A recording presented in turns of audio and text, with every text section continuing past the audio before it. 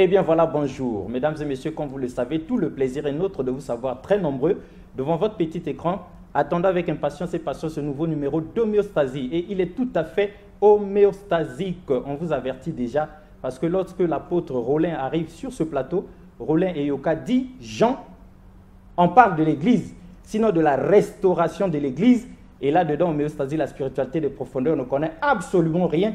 Mais les hommes de Dieu qui nous regardent de par le monde savent que c'est un sujet de très grande importance. Et nous autres, les profanes, nous avions dit cette Église de Dieu devrait normalement être restaurée parce qu'il y a à boire et à manger quand on regarde le comportement de l'Église, sinon le comportement des hommes de Dieu. Eux qui sont censés moraliser la société, ils la détruisent. Eux qui sont censés représenter le Seigneur Jésus lui-même, ils se comportent comme de vrais politiciens, chacun tirant le drap de son côté. Et quelqu'un avait dit sur ce plateau qu'à l'Église actuellement, ce n'est plus l'esprit qu'on rencontre dedans, mais le monde s'est déversé dans l'Église et les choses se passent au nom du Père, du Fils et du business. En tout cas, homéostasie, la spiritualité de profondeur, il faut regarder ça. Mais nous, qu'est-ce que nous pouvons y faire si ce n'est quelqu'un de mandaté par Dieu lui-même? D'où aujourd'hui la 4e partie de cette émission tout à fait importante. Combien même elle est palpitante, mais elle est aussi importante, sinon indispensable, pour le futur de l'Église. L'homme de Dieu, bonjour. Bonjour. Alors, pour ceux qui prennent le train en marche, qui vous découvrent aujourd'hui seulement, en 2 mots, qui êtes-vous? Je suis l'apôtre Yoka Rollin, dit Jean, et j'avais dit dernièrement que Jean était le nom que le Seigneur Jésus m'avait donné. Et nous avions dit aussi que Dieu ne donne jamais un nom à n'importe qui par hasard. On sait très bien que l'homme de Dieu, ce n'est pas tous les apôtres, tous les pasteurs, tous les évêques qui ont reçu un nom de la part de Dieu. Non, c'est une grâce particulière que le Seigneur nous a faite. Et le Seigneur vous a fait cette grâce à dessein, avec un objectif précis. Oui. Et quel est-il cet objectif? Mais la restauration de l'Église. La restauration de l'Église. Quand la spiritualité des profondeurs parlait, il y en a qui disaient, il est profane, qu'est-ce qu'il connaît? Mais aujourd'hui là, le monde se moque de Dieu parce que l'Église se comporte mal. On connaît des gens qui seraient en train de prier aujourd'hui, mais qui disent en tout cas, moi, je n'irai plus jamais. Ce qui se passe dans les églises, les chrétiens sont encore plus pécheurs que nous, les athées, donc on n'y va pas. Et on dit que même nos sœurs en Christ sont vues comme des sœurs en crise parce qu'elles se comportent très mal à l'église, comme si elles étaient à la cité. Et du coup, l'église a besoin d'un coup de brosse, sinon un coup de balai terrible. D'où la restauration de l'église. Nous, homéostasie, la spiritualité des profondeurs et toute son équipe, nous sommes d'accord avec l'homme qui a été mandaté pour restaurer l'église. Alors, apôtre Rollin, avant qu'on ne vous pose la question capitale qui a été posée par la majorité d'hommes de Dieu qui ont suivi les 3 premières parties de l'émission, nous vous posons notre propre question. Est-ce que vous êtes orgueilleux? Vous voulez que je parle de moi-même? Voilà, vous-même. Vous estimez que vous êtes orgueilleux en arrivant sur ce plateau pour remettre le point sur les i en ce qui concerne l'Église? Restaurer l'Église, ce n'est pas un orgueil. Nous ne sommes pas orgueilleux. Nous accomplissons simplement la mission que le Seigneur nous a confiée. Est-ce que cette mission est biblique, la restauration de l'Église? Mais elle est biblique. Si les gens ont les yeux pour lire la Bible, et je crois qu'ils comprendront que cette mission est biblique. D'accord. Et ce n'est pas pour la première fois que Dieu restaure son Église. Dans l'histoire de l'Église, il y a eu des restaurations. Mais le temple d'Israël a été restauré. Au temps d'Élie le prophète, il fallait restaurer les choses. Lorsque Akab partait sacrifier vers les Baals, il a fallu qu'il y ait cet habitant de Galade, Élie le Tishbite, qui est sorti pour dire à Akab, et pour punir d'abord Akab et punir tous ceux qui allaient vers les Baals et qui se prostituaient, qu'il n'y aura ces années-ci ni rosée, ni pluie, sinon qu'à ma parole. Et la prophétie était vraie, elle s'était accomplie. Et lorsqu'Élie est apparu, il a demandé à Akab de rassembler sur le mont Carmel les 450 prophètes de Baal, les 450 prophètes d'Astarté. Et il leur a lancé ce défi. Et il dit, bon, on a restauré l'autel. Bon, vous invoquez votre Dieu. Si Baal est Dieu, le feu descendra du ciel, consumera l'holocauste et l'autel. Et les prophètes de Baal et autres ont invoqué le Seigneur. Ils avaient fait comme ils pouvaient faire du matin au soir. Jusqu'à 12 heures. Il n'y avait pas de réponse. Absolument rien. Et quand Élie a refait l'autel, et avec les 12 pierres qui représentaient les 12 tribus des enfants d'Israël, il a invoqué le Seigneur. Le feu est descendu et a consumé les pierres et tout. Alors Israël a compris que le Dieu d'Élie était le vrai Dieu. Oui, vous ne nous apprenez rien. La restauration a été faite à cette époque-là. Exactement. Oui. Vous ne nous apprenez rien, apôtre Rollin. Oui. Nous venons ici comme pour vous dire trop c'est trop. Oui. On n'a jamais vu un courageux comme ça là, venir déranger les affaires des autres. Comme pour dire on doit restaurer l'église, on doit remettre de l'ordre. Même si c'est bon d'organiser les choses, même si c'est bon de remettre de l'ordre. Quelqu'un avait posé une question dans les précédentes émissions, dans les 3 premières parties. Et qu'allons-nous devenir? Est-ce que vous allez dépouiller les hommes de Dieu de leurs églises respectives? Quelqu'un a souffert 10 ans, 15 ans, 20 ans, 30 ans durant dans son ministère. Vous venez pour restaurer, même s'il se comporte mal dedans. Même s'il y a de mauvaises prophéties là-bas qui détruisent un peu certaines choses. Mais vous venez pour restaurer. Et on vous a vu venir de loin, on a compris que vous venez pour arracher les affaires d'autrui, le morceau que les gens sont en train de bouffer. Est-ce que vous pensez que c'est bien de venir comme ça, là, tout déranger sur votre passage? Je vous l'ai dit. Vous l'aviez dit, mais la répétition est la mère des sciences. Je le répète encore aujourd'hui. Alors, le décret de la restauration de l'Église ne vient pas de cette modeste personne que vous voyez. Ça ne date pas d'aujourd'hui. Ça ne date pas d'aujourd'hui, mais c'est un décret qui vient du Très-Haut. Lui-même. Du Seigneur lui-même. Et je leur ai dit que tout le monde doit comprendre, et moi qui vous parle, que l'Église est la propriété du Seigneur. Et nous n'avons pas le droit de dire « mon Église, mon ministère ». Mais qui est mort pour l'humanité? Est-ce que c'est moi? Ah non. Est-ce que ce sont les autres frères? Pas du tout. Sont pasteurs, apôtres et autres? Pas du tout. Qui est mort pour l'humanité? C'est que le Seigneur Jésus. Car Dieu a tant aimé le monde qu'il a donné son Fils unique, afin que quiconque croit en lui ne périsse point, mais qu'il ait la vie éternelle. Et le droit de propriété revient à Jésus-Christ, qui a donné sa vie pour cette Église. Donc l'Église lui appartient. D'accord. Et il est le chef suprême de cette Église. De cette Église. Et donc c'est lui la tête du corps. Les décisions viennent de lui. Et s'il prend une telle décision, personne ne peut rien dire. Personne ne peut. Nous devons tous nous soumettre. Évidemment, voilà. Personne ne peut contester la décision venant d'en haut, du Seigneur Jésus lui-même, à moins que vous ne soyez pas vraiment un responsable digne de ce nom, un apôtre, un pasteur, un évêque ou bien quoi d'autre, que vous n'en soyez pas un vrai. Mais sinon, si vous l'êtes de la même manière, de la manière biblique, telle que c'est écrit dans la Bible, vous respecterez le commandement venant d'en haut. Et surtout, vous conviendrez avec nous, comme beaucoup l'ont fait. Beaucoup. Ils sont nombreux à avoir appelé l'apôtre. Ils sont nombreux à avoir appelé au milieu, c'est-à-dire la spiritualité des profondeurs, pour reconnaître qu'il y a des choses et d'autres qu'on doit arranger dans l'Église. En tout cas, on doit remettre l'Église à l'endroit parce que depuis un bon bout de temps, c'est carrément un désordre total. Il faut réorganiser les églises. L'église, pardon, pas les églises. L'église, parce que l'apôtre Rollin nous a dit, il n'existe qu'une église et c'est l'église du Seigneur Jésus-Christ. D'où la pensée du jour. Il nous faut les états généraux de l'Église. Les états généraux de l'Église, parce qu'on doit regarder de près ce qui se passe. Alors, l'homme de Dieu, avant qu'on ne plonge dans le sous-titre d'aujourd'hui, que vous nous parlez du réveil qui précède dans l'enlèvement des saints, beaucoup d'hommes de Dieu ont dit ceci. Ce que vous dites, ce que l'apôtre Rollin dit est vrai. Mais est-ce que c'est le temps d'en parler? Ou encore, est-ce que le temps est arrivé déjà d'en parler? L'apôtre ne peut pas attendre. On reconnaît que c'est vrai. Mais est-ce que c'est vraiment le temps d'en parler? Est-ce que ça ne peut pas attendre encore un peu? Est-ce que le temps est arrivé? Et leur question est très pertinente. Je vais pouvoir répondre à cette question avec beaucoup d'aisance. Vous avez intérêt à le faire comme ça? Oui. Je partirai d'un fait qui s'est passé quand Jésus était sur la terre.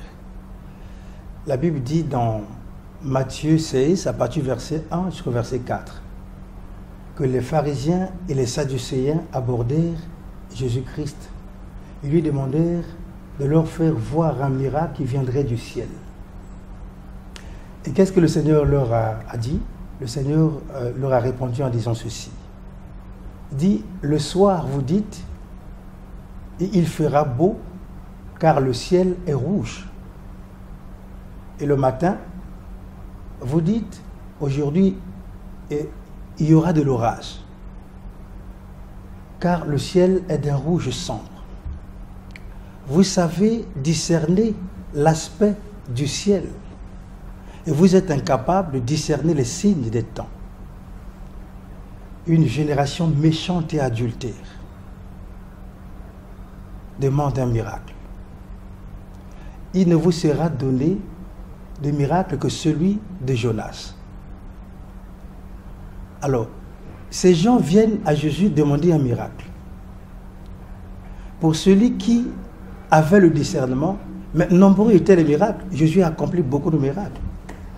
Mais pourquoi demande-t-il un miracle qui viendrait du ciel? Et les autres miracles que Jésus avait accomplis, qu'est-ce qu'ils en ont fait? Alors, vous voyez, lorsque nous regardons, qu'est-ce qu'on peut dire? Ces prétendus dirigeants du peuple d'Israël, malgré leur prétendu discernement, ces dirigeants du peuple d'Israël n'avaient pas su reconnaître ce qui accomplissait les temps, les signes qui venaient accomplir les temps. Parce qu'il est dit dans Galates 4, jusqu'au verset 5, que lorsque les temps furent accomplis, Dieu envoya son Fils, né d'une femme, né sous la loi, et pour racheter les gens de la loi, et afin que nous recevions l'adoption. Donc, ils n'ont pas su reconnaître les signes qui annonçaient que les temps étaient accomplis. Alors, cette réprimande-là, elle est plus pertinente aujourd'hui. Aujourd'hui, nous avons développé un système complexe et perfectionné pour observer et prédire la météo. Ah oui? Oui. Avec précision? Oui, mais combien sont capables aujourd'hui de lire dans les événements que nous voyons les signes précurseurs du retour de notre Seigneur Jésus? Ils sont combien? Et Israël a vécu cela au temps de la première venue du Seigneur Jésus-Christ. Ils attendaient un Messie. Et le Messie était arrivé. Ils l'ont rejeté. Ils l'ont pris pour un rêveur. Mais Jésus est arrivé, mais Jésus a annoncé l'évangile, le royaume des cieux. Mais je dis, pourquoi l'ont-ils rejeté? Parce qu'ils attendaient un Messie selon les désirs de leur cœur. Exactement. Le Messie qu'ils attendaient, pour eux, devait venir les délivrer du joug romain qui pesait sur eux.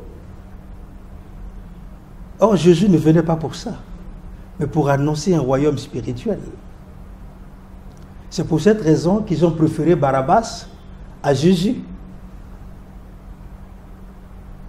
Alors, et c'est ce qui se passe aujourd'hui.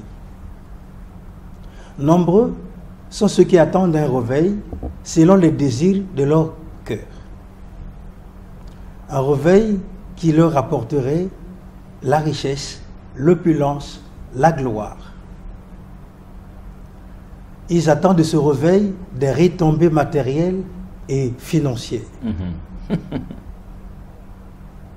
Or, le Seigneur nous appelle à la repentance. Le Seigneur nous invite à la repentance, à ce que nous revenions à Dieu. Que la communion avec Dieu soit refaite.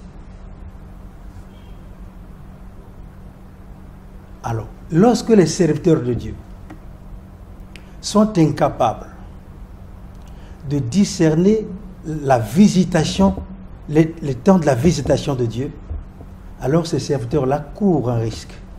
Ils courent le risque de passer à côté de la bénédiction de Dieu. Et c'est ce qui est arrivé à Israël. Est-ce qu'Israël n'avait pas été averti? Évidemment. Est-ce qu'Israël n'avait pas été averti? Et la Bible nous parle des circonstances qui ont entouré la naissance de Jésus. Les mages sont venus de l'Orient, sont arrivés à Jérusalem. Demandez au roi Hérode où est né le roi d'Israël. Parce que nous avons vu en Orient son étoile. Et d'après nos investigations, c'est que le roi d'Israël est né.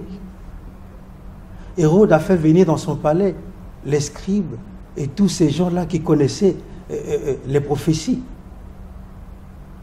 Et tous ont crié, oh, et toi Bethléem Ephrata, qui n'est pas la moindre, certes la moindre de toutes les villes de Juda, mais de toi naîtra un chef qui paîtra Israël son peuple, qui dominera. Ça, c'était connu. La Bible dit quoi? Hérode lui-même et tout Israël étaient dans la consternation après avoir écouté ces choses. Donc, ils étaient au courant de ce que Dieu allait accomplir. Le Messie allait naître. Qu'est-ce que la Bible nous dit? Que les bergers paissaient leurs troupeaux et aux environs de Bethléem, que la nuit, pendant qu'ils veillaient sur leurs troupeaux, un ange leur est apparu. Il dit, il vient leur annoncer une bonne nouvelle, c'est que dans la vie de David, un roi est né. Le roi d'Israël est né. Et après cela, d'autres anges sont arrivés. Et ils chantaient paix dans les lieux très hauts. Nous lisons ça dans la Bible. Gloire dans les lieux très hauts et paix sur la terre. Et ils leur ont indiqué le lieu où le petit était né, le petit Jésus. Il était emmailloté et né dans une crèche. Et ils sont partis, ils l'ont vu. Qu'est-ce que la Bible dit? Que Marie a porté le petit Jésus dans le temple pour accomplir ce que exigeait la loi. Le vieux Siméon, poussé par le Saint-Esprit, vint dans le temple. Il prit le petit Jésus dans ses bras. Il dit au Seigneur, Seigneur, laisse ton serviteur s'en aller en paix, car mes yeux ont vu ton salut. Le salut que tu as préparé pour ton peuple Israël et pour tous les peuples. Il dit à Marie, cet enfant sera le signe qui provoquera la contradiction en Israël. Après le vieux Siméon, survint Anne, la fille de Phanuel, qui avait eu un mari, mais qui a fait 7 ans avec son mari, et son mari est mort et elle est restée veuve. Jusqu'à cette époque-là, elle avait 84 ans. Elle ne quittait pas le temple. Elle était dans le jeûne, dans la prière. Elle est arrivée. Elle commençait à parler de Jésus à tous ceux qui attendaient la consolation d'Israël, la consolation de Jérusalem. Cela veut dire quoi? Que les signes étaient là. Mais pourquoi ont-ils rejeté Jésus-Christ? C'est parce qu'ils étaient dans la distraction. Alors, je demande à mes frères de cesser de vivre dans la distraction. Je leur ai demandé dernièrement d'être en prière parce que il n'y a que le Saint-Esprit qui peut nous aider à comprendre que le temps est venu. Et nous sommes témoins de ce que nous annonçons. Le temps est venu. Ce que je vous demande de faire, c'est quoi? C'est de comprendre que le temps est venu et nous devons prier pour que le Seigneur nous guide. Pour que le Seigneur nous guide. Donc voici pour vous le temps favorable, voici pour vous l'heure du salut, et sortez de la distraction et cherchez la face du Seigneur. Vous comprendrez que c'est le moment. Voilà un peu comment je peux leur répondre. Et homéostasie, la spiritualité des profondeurs n'ajoute absolument rien d'autre, parce que c'est tout à fait solennel, de manière solennelle, que l'Esprit vient de parler à travers son serviteur, chargé de restaurer l'Église. Mais quelque part dans les précédentes émissions, nous avions dit il était temps que l'Église du Christ soit restaurée. Et il fallait bien qu'il y ait quelqu'un pour restaurer l'Église de Jésus. Et nous autres, les Congolais, sommes vraiment bénis, certainement, parce que la restauration de l'Église commence chez nous ici au Congo. Et ce n'est pas quelque chose d'insignifiant. Nous avions même demandé à l'homme de Dieu, est-ce que la restauration de l'Église, sinon le comportement de l'Église, sinon la relation de l'Église avec Dieu, peut avoir de l'incidence quant au développement, sinon à l'évolution de la nation, sinon du pays. Il avait dit c'est étroitement lié, parce que lorsque Dieu est respecté par l'Église et lorsque les choses sont bien faites au sein de l'Église, la nation se porte mieux. Parce que l'homme de Dieu n'ira jamais faire allégeance à l'homme politique.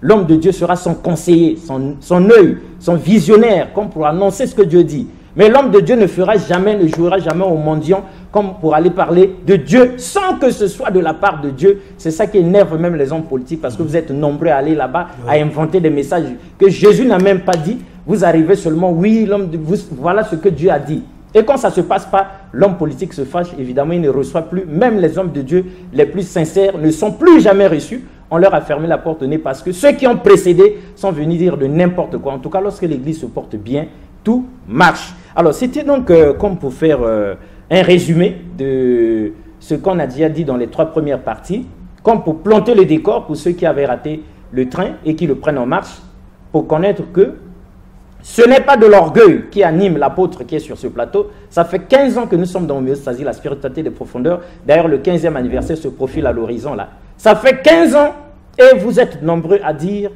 qu'on n'avait jamais entendu un tel message et ni vu un tel homme. Lui-même est humble, mais nous, sur ce plateau, nous disons, voici l'homme. Parce que justement, s'il faut qu'il y ait restauration, il faut que ce soit géographiquement situé. Et si c'est géographiquement situé chez nous, il faut bien qu'il y ait quelqu'un. Le Saint-Esprit de Dieu descendra à travers quelqu'un. Et c'est une élection divine. Ce n'est pas lui qui décide comme ça de cette mission. Nous lui avions posé la question, est-ce que c'est l'orgueil qui vous motive? C'est Dieu lui-même, de par son élection, de par son bon plaisir, qui décide d'en choisir un parmi vous, hommes de Dieu que nous respectons tous, pour essayer un peu de réveiller les autres. Ce n'est pas une manière pour l'apôtre Rollin de dire que vous ne valez rien. Non, ce n'est pas ce qu'il a dit. Mais il dit, ouvrons les yeux, regardons, faisons une introspection, faisons les états généraux de l'Église. Est-ce que l'Église se porte bien? Non. Nous sommes tous conscients du fait que ça ne se porte pas bien. Voilà pourquoi on lui a posé la question. Mais si ça ne se portait pas bien, on le sait très bien. Mais est-ce que le temps est déjà arrivé? Est-ce qu'il faut en parler maintenant? Il vient de nous en faire une démonstration. Le temps est arrivé plus que jamais. Et c'est maintenant qu'on doit en parler. Donc nous devons tous, normalement, nous rassembler autour de celui-là qui a reçu la vision de la restauration de l'Église pour l'aider à l'accomplir. Nous allons nous aider, nous-mêmes les hommes de Dieu d'abord. Lorsque nous l'avons fait nous-mêmes, nous pouvons maintenant aider nos églises, parce qu'il n'aime pas aussi nos églises, mais aider l'Église de Dieu et la rassembler pour cette restauration. Mais cela dit, nous aimerions faire une transition avant d'entrer dans les signes qui précèdent l'enlèvement des saints. Le réveil. Le réveil qui précède l'enlèvement des saints. C'est le sous-titre de cette 4e partie. Mais avant qu'on y arrive, on demande un peu à ce qu'on nous fasse visiter l'église restaurée de par les cantiques qui sont chantés là-bas, sinon de par le chœur qui est là-bas, la chorale ou l'orchestre qui est là-bas, que nous entendions quelque chose venant d'en haut. Après, nous reviendrons sur ce plateau pour voir le réveil qui précède l'enlèvement des saints. Quand nous balançons ce que nous avons réservé pour nos téléspectateurs. Il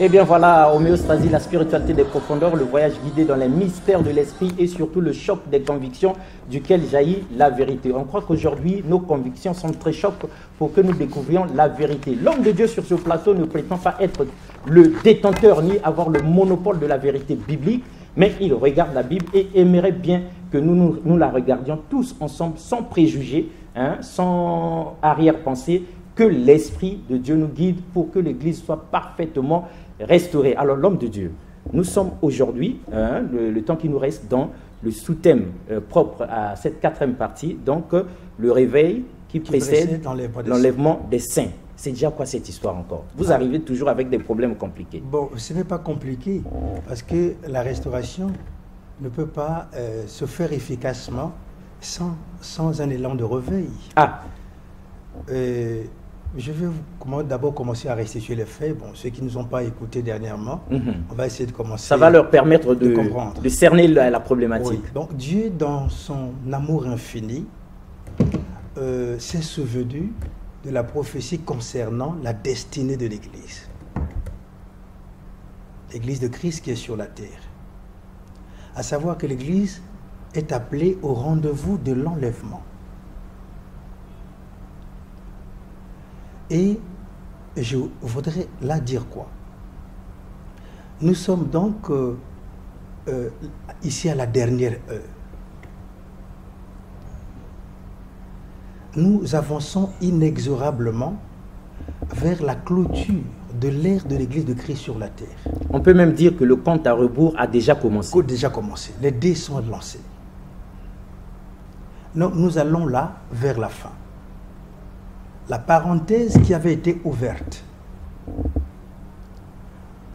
après l'endurcissement du peuple d'Israël pour permettre aux gentils, aux païens d'avoir accès au royaume, cette parenthèse va bientôt être refermée. Bon, je l'explique comment. Ça mérite des explications. Je parlais d'une parenthèse, peut-être d'autres ne vont pas comprendre, parce que c'est très profond. Si je prends Daniel 9, à partir du verset 24 sur verset 27, là-bas, Daniel a eu une prophétie où le Seigneur lui dit, il a fixé pour le peuple de Daniel et la ville sainte qui est Jérusalem, 70 semaines de 7 ans, ce qui fait 490 années, ou à la fin desquelles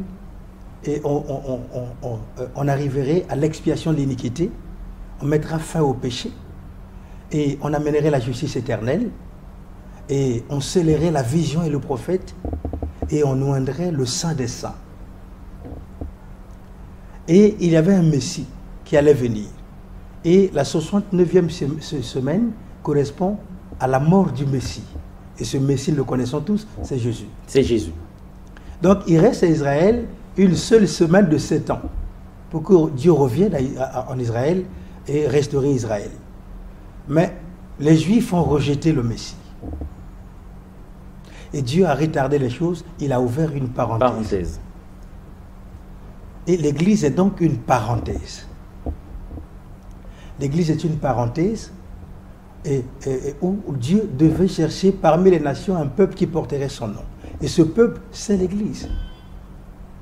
Et donc, bientôt, cette parenthèse va être refermée. Je dirais quoi? L'Église est en pleine crise. L'Église, aujourd'hui, est affaiblie. L'Église est plongée dans les ténèbres. Et cette Église-là est incapable de produire une épouse pour le bien-aimé fils de Jésus-Christ, l'épouse qui doit être prête pour les noces de l'agneau.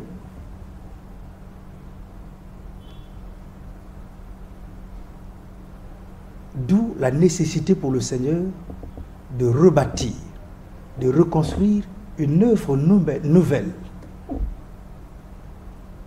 Une œuvre nouvelle qui puisse être conforme au modèle que la Bible nous montre. Normalement. Normalement, oui. Parce que l'Église, en tant que dénomination et système de religion, a été incapable de produire cette épouse-là. Cette épouse qui est définie, les critères sont définis par la prophétie. Une épouse comment? Glorieuse, sans tache, ni ride, ni rien de semblable, mais sainte et irrépréhensible. Donc, nos églises-là sont incapables aujourd'hui de produire cette épouse. D'où un élan de réveil. Parce qu'on ne peut pas restaurer l'Église sans un vent de réveil, sans le réveil. Le réveil doit venir pour faire quoi? Pour équiper les serviteurs. Équiper les serviteurs. Équiper les serviteurs. Très important. Parce qu'à cette époque-là, et de la restauration, l'évangile doit être annoncé à l'échelle planétaire. Donc ce vent de réveil va influencer les 4 coins du monde. Ce vent vient faire quoi? Donc pour que l'évangile soit annoncé avec puissance, il faut le Saint-Esprit. Donc le réveil viendra accompagner l'annonce de l'évangile gentil et à l'échelle planétaire.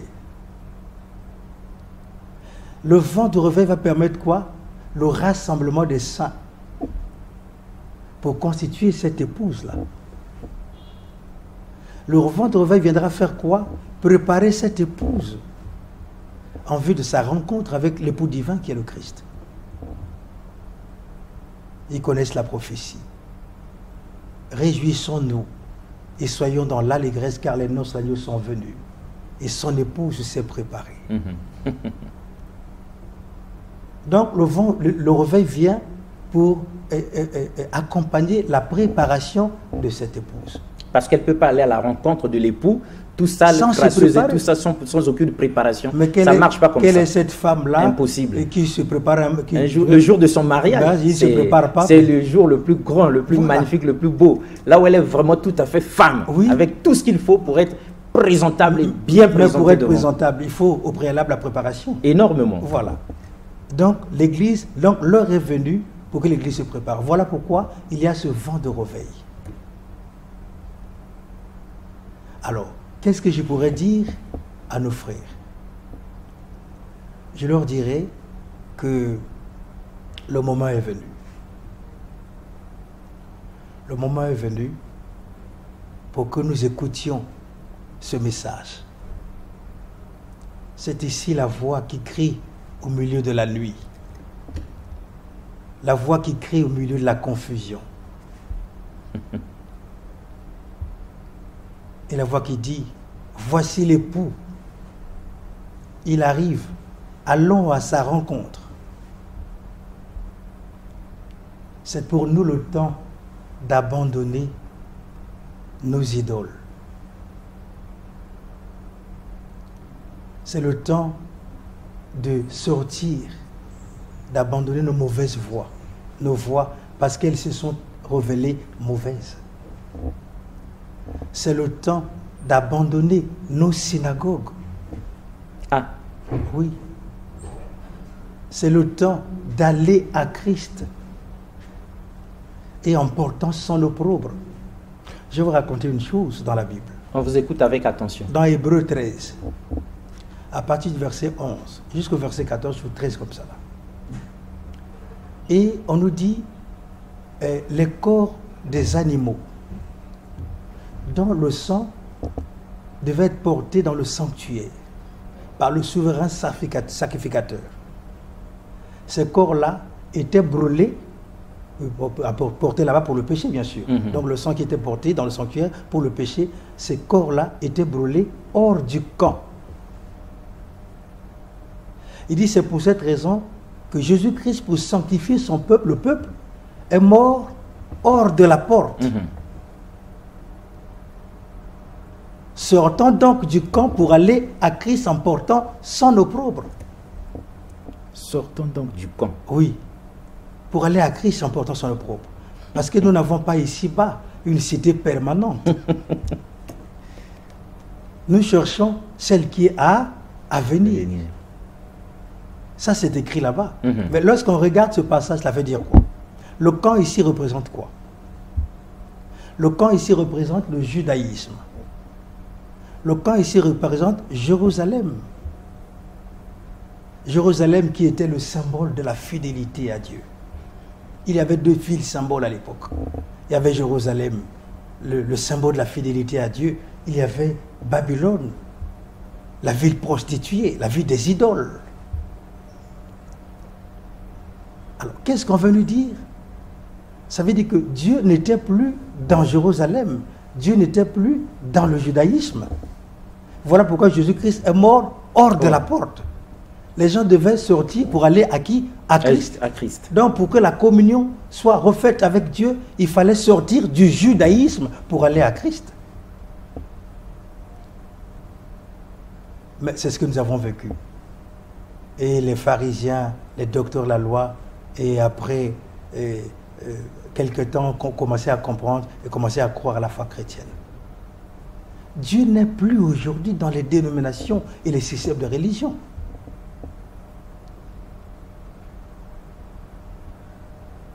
Voilà pourquoi nous les invitons à sortir, à venir à Christ. Dieu a suscité cette œuvre, la restauration, pour aider nos frères, tous les frères, je dis les frères, parce que nous les aimons. Donc, dire, bon, j'ai mon église, j'ai déjà fait 15 ans, 7 ans, 20 ans, 30 ans, et que quelqu'un vienne comme ça pour m'arracher mon église, j'ai dit non. Mon ministère. Mon ministère, c'est pour votre propre salut que Dieu nous a envoyé. Si nous continuons à regarder les choses telles qu'elles sont, je crois qu'il nous sera difficile ce jour-là d'aller à la rencontre du Seigneur dans les airs. La restauration de l'Église vient aider les chrétiens et à aller à cette rencontre-là. Donc, abandonnons donc nos idoles et allons à Christ. Il nous appelle aujourd'hui au rassemblement des saints. Et je sais que beaucoup de gens sont dérangés. Énormément. D'autres hésitent. Parce que j'ai reçu des gens. Il y en a qui hésitent. J'ai reçu une maman Martine, je la salue en passant. Elle était merveilleuse. Elle est passée hier me voir au bureau. Le Seigneur lui a demandé de venir me voir. Ah, on aime ça. Et elle m'a dit, papa, beaucoup de gens hésitent. Et il y a des pasteurs qui ne savent pas ce qu'ils doivent faire en ce moment. Parce qu'ils ne savent pas où aller et ils sont dans le que faire. Cette œuvre-là est la bienvenue. Je leur demande simplement d'avoir du courage. Vous les regardez droit dans les yeux. Oui, il faut avoir du courage. Le courage comme Nicodème. Ah, comme Nicodème. Oui, il avait le courage. Qui faisait partie de ce cercle-là des chefs religieux. Craignant les autres, il est venu de nuit vers Jésus. Il dit, maître, mais tu es un docteur venant de Dieu. Parce que quelqu'un ne vient pas de Dieu, ne peut pas dire de telles choses. Jésus a compris son désir. Il dit, Nicodème, il faut que tu naisses de nouveau. Il faut que tu naisses de nouveau. Oui. N'était-il pas docteur de la loi? Évidemment. Et c'est là où Jésus lui a ouvert les yeux. C'est là où Jésus lui a ouvert les yeux en lui disant que, car Dieu a tant aimé le monde, qu'il a envoyé son Fils unique afin qu'on croie en lui ne périsse point, qu'il ait la vie éternelle. Il était devenu un disciple de Jésus.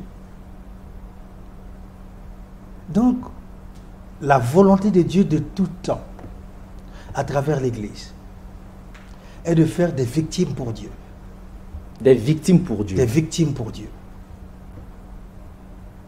Donc, c'est la parole de Dieu donnée dans sa simplicité. Et par la puissance du Saint-Esprit qui convainc de péché. C'est elle qui fait naître de nouveau. Et Dieu nous a envoyé, il nous a donné sa parole. Et il a envoyé son onction. Et pour aider ses enfants, Dieu ne les a pas encore rejetés. Ça, c'est une chance que le Seigneur leur a donnée. Je vous invite à regarder les choses en face, à ne pas se voiler la face, à comprendre. Je suis sérieux quand je vous parle, parce que je suis témoin de ces choses aujourd'hui. Je ne suis plus le seul témoin. Nous sommes nombreux qui avons connu le Seigneur. Les signes sont là, nous les avons vécus. Le Seigneur nous a enseigné. Le Seigneur nous a parlé de cette époque que nous vivons, nous traversons. Le Seigneur nous a parlé longuement de la restauration de l'Église.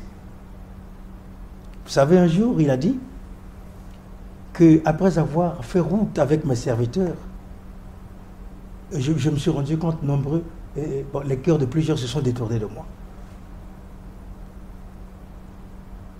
Et il nous a dit, voilà pourquoi aujourd'hui, il faut que vous soyez enseignés. Il faut que vous ayez tous les contours possibles.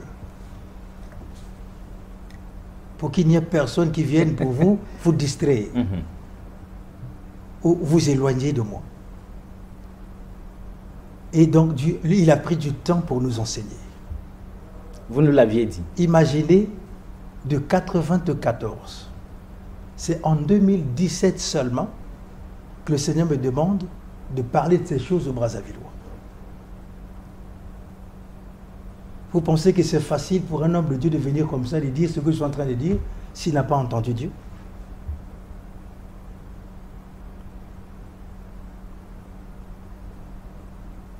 L'homme de Dieu. Oui.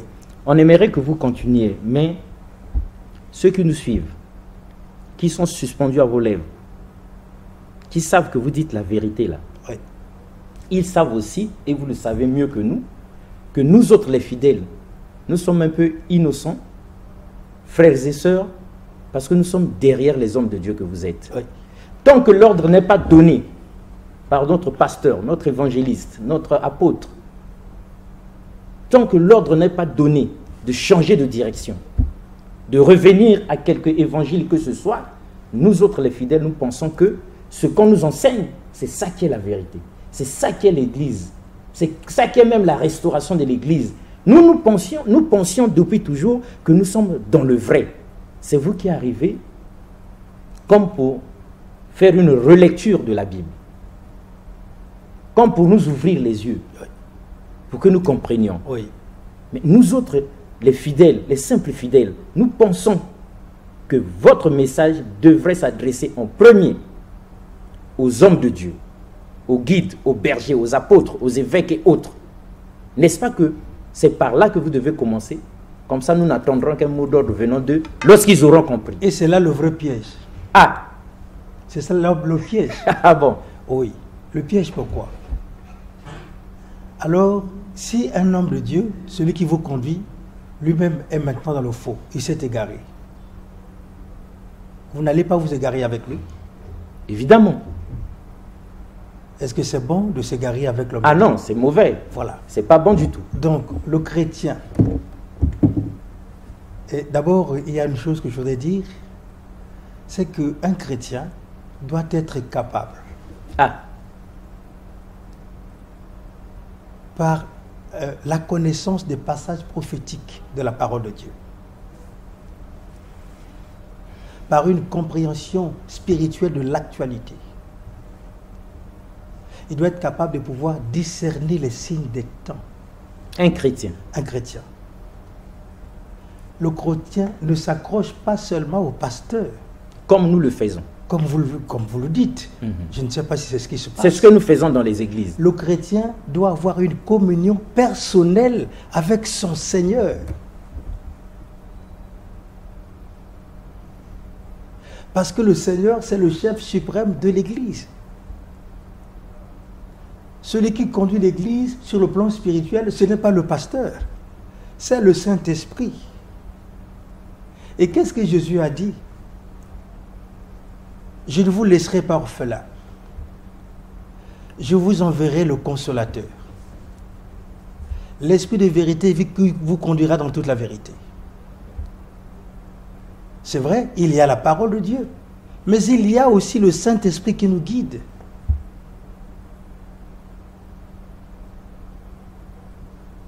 parfois par des moindres incitations.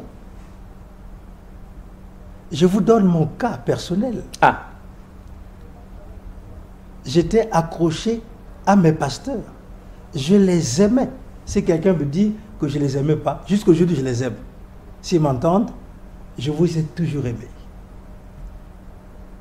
On ne peut pas haïr un frère. Ce n'est pas un fruit de l'esprit. Mais je suis arrivé à un moment où le Seigneur voulait que je sorte de la dénomination où je me trouvais pour aller accomplir sa mission. il fallait que vous sortiez justement. Il fallait que je sorte. Mais si tu ne sors pas, tu as des problèmes avec le Seigneur. Donc vous ne pouviez pas rester accroché parce que vous aimez les pasteurs ou bien les pères ou bien autres. Vous restez accroché malgré la paix. C'est de l'idolâtrie, ça. Ah, Tout à l'heure, il n'y a pas longtemps, j'ai reçu le témoignage d'une sœur. J'étais ici son nom. Elle dit qu'elle travaillait quelque part à l'Écodime. Elle m'écoute, je crois qu'elle est très joyeuse. C'est une maman pour moi. Et le Seigneur lui dit, il faut que tu sors de cette église pour aller accomplir ma volonté. Elle dit, Seigneur, moi je travaille ici. Le Seigneur dit, si tu ne sors pas d'ici, tu ne seras pas enlevé. c'est clair et net. Elle a dit, quoi, Seigneur, je ne veux pas être enlevé comment?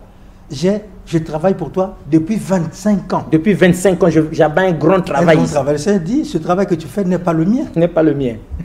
Même si c'est fait en mon nom. Oui, voilà pourquoi on vous dit que toute plante que le Père n'a pas plantée sera déracinée. Il y a des gens comme ça, ils se sont autoproclamés pasteurs, apôtres, ainsi de suite. Vous pensez que ça, ce sont des églises de Dieu? Certainement pas. C'est vous qui nous ouvrez les yeux. Ce ne sont pas des églises de Dieu. C'est ce que j'ai appelé l'église de l'homme. L'église de l'homme? Oui. C'est tout à fait homéostasique, l'homme de Dieu. Nous arrivons à l'atterrissage. Il nous reste 2 petites minutes. Mais c'est très sérieux. Et homéostasie, la spiritualité des profondeurs, ne peut pas se permettre de plaisanter quand les choses sont sérieuses. C'est une question de vie ou de mort. Vous appartenez à l'église de Dieu ou à l'église de l'homme. Voilà toute la problématique. Si jamais l'apôtre s'était cramponné à ses premiers amours et avait refusé l'appel de Dieu, nous n'aurions pas aujourd'hui ce message extraordinaire de la restauration de l'église. Jamais. Et aujourd'hui, sans vous manquer de respect de quelque manière que ce soit, l'homme de Dieu appelle à la restauration de l'église. Donc aux états généreux de l'église, pour que les choses soient remises en place. Si jamais l'épouse n'est pas préparée, parée pour son mariage, comment voulez-vous qu'il aille à la rencontre? Qu'elle aille à la rencontre de l'époux qui arrive. Bientôt on entendra au cœur de la nuit ce son-là, cette voix-là qui dira, l'époux arrive, qu'on aille à sa rencontre. Mais la voix est déjà là. La voix est déjà là, justement. On l'entend déjà. Non, vous êtes la voix qui crie au cœur de la nuit. Je n'ai rien dit. C'est la question. Mais non, vous vous cachez, l'homme de Dieu. C'est la question qui a été posée à Jean-Baptiste. Oui. Et c'est toi le prophète. Et c'est toi, celui qui devait venir. Et Jean-Baptiste de répondre? Il a simplement dit, il a dit non. Et après, il a dit, je suis la voix de celui qui crie dans le désert. Préparez les sentiers du Seigneur. En tout cas, il n'y a pas plus belle conclusion, sinon il n'y a pas plus beau atterrissage que ça. La spiritualité des profondeurs se permet de vous désigner, voici l'homme. On le connaît pour la plupart, ceux qui ont fait commencer le chemin avec lui. Mais après, lorsque Dieu l'a soustrait pour le façonner, qu'est-ce que vous en pensez? Est-ce que là, il a grandi ou bien il a régressé? Quand vous voyez ces choses, le Seigneur dit, n'endurcissez pas vos cœurs. Et quand vous entendez cette voix-là, écoutez-la. Parce que c'est la voix qui vient d'en haut. L'homme est mandaté pour la restauration de l'Église et on appelle aux états généreux de l'Église. C'est une question de vie ou de mort. Il n'y a pas de concession, pas de négociation. Nous avons intérêt tous à revenir à l'Église telle qu'elle a été bâtie, telle qu'elle a été imaginée, conçue et mise en place sur les fondements par Jésus-Christ. Alors l'homme de Dieu, nous sommes à l'atterrissage. Il nous reste quelques poussières de secondes. Oui. Si on vous donnait la responsabilité vous-même de conclure pour cette 4e partie, que diriez-vous? Je vais simplement dire que je suis en train de faire ici un travail de pédagogie. Ah, on aime ça. Oui, pour faire comprendre aux Brazzavillois que les choses que je suis en train de dire sont vraies. Et je ne suis pas venu ici pour séduire, mais pour vous montrer la voie à suivre. Si vous aimez vraiment votre Seigneur, si vous attendez à ce qu'un jour vous alliez au ciel, alors voilà le chemin à suivre. Nombreux sont ceux qui sont en train d'hésiter. Je vous invite à venir m'écouter. Il y en a d'autres qui arrivent déjà. Venez m'écouter au numéro 68 de la rue Mbimi, à Ngamakoso. Et là, on pourra passer du temps avec vous. Et je suis en train de prier pour vous aussi, pour que le Seigneur se révèle à vous. Qu'il vous révèle qui je suis. Je ne voudrais pas vous dire qui je suis, mais je veux que le Seigneur lui-même vous dise qui je suis. Et alors, en ce moment, vous comprendrez que nous sommes venus simplement pour que vous trouviez le chemin du salut, que vous retrouviez les bornes qui ont été perdues, que nous puissions retrouver l'itinéraire, parce qu'aujourd'hui, il n'y a plus de repères. Voilà un peu de mots et ce que je peux conclure. Et évidemment, la spiritualité des profondeurs, tout en vous remerciant et en vous félicitant énergiquement, parce que 15 ans durant, l'homme de Dieu, nous n'avons pas rencontré un tel message et nous ne sommes pas prêts d'en rencontrer un autre, parce que vous êtes l'unique, nous le confirmons sur ce plateau de Méostasie, la spiritualité des profondeurs, témoignage profond de notre part, pour que personne ne dise que nous n'avions pas été avertis. En tout cas, hommes de Dieu, prenez vos responsabilités. Nous autres, les fidèles, que vous avez déjà accaparés là, c'est vous que nous accuserons demain devant Dieu. Même si l'homme de Dieu sur ce plateau dit que nous autres, nous n'avons pas à attendre que la décision vienne de notre père, de notre parent, de notre oncle, de notre apôtre, pasteur ou évêque. Nous-mêmes, soyons comme ces chrétiens-là qui scrutaient aussi les Écritures quand on leur parlait. Les chrétiens de Béry. Les chrétiens de Béry. Alors, quelle autre conclusion on peut donner si ce n'est celle-là? Au revoir et à la prochaine. Merci beaucoup une fois de plus.